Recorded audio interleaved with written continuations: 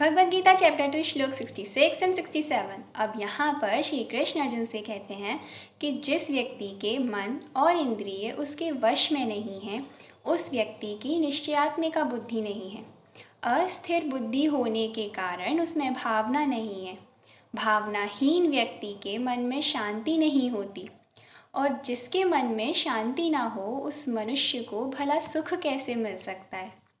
अब यहाँ पर कुछ टर्मिनोलॉजीज़ हैं जो हमें समझ लेनी चाहिए, जैसे कि निश्चयात्मिका बुद्धि का ना होना। इसका क्या मतलब हुआ? यानी कि आपकी जो बुद्धि है, जो आपका इंटेलेक्ट है, वो डिटरमाइंड नहीं है। आप अलग अलग चीज़ों के पीछे भागते रहते हो। आपको मटेरियलिस्टिक चीज़ों के प्रति इतनी आसक्ति है कि आप हमेशा उन्हीं के बारे में सोचते रहते हो, उन्हीं की कामना करते हो।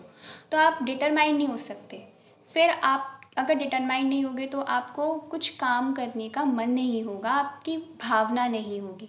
जब आप किसी काम को फोकस तरीके से नहीं कर पाओगे तो फिर आपको शांति नहीं मिलेगी। यानी कि आप हमेशा राग, द्वेष, ये जो द्वंद्व होते हैं, काम, क्रोध, इन सभी द्वंद्वों में फंसे रहोगे। आपके मन को हमेशा एंग्जाइटी फील होगी, व्याकुलता रहेगी।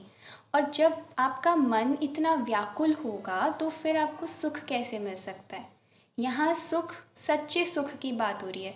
मतलब ऐसा नहीं है कि आपने किसी चीज़ की कामना की, इच्छा की और आपको वो मिल गई तो उससे जो आपको सुख मिलेगा वो रियल सुख नहीं होगा, रियल हैप्पीनेस नहीं होगी।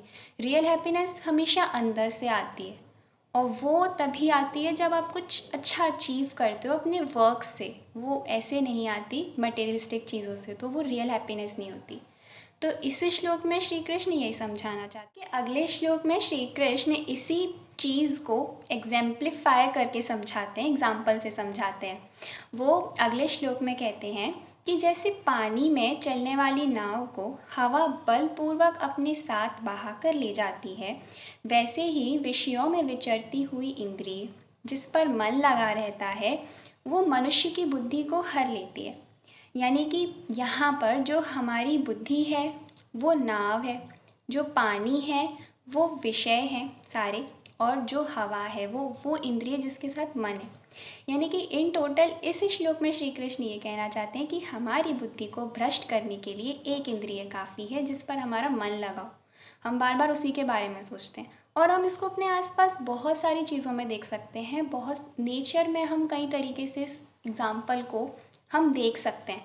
जैसे कि आपने देखा होगा, एक कीड़ा जो होता है उसकी मौत का, उसकी मृत्यु का मेन कारण क्या होता है?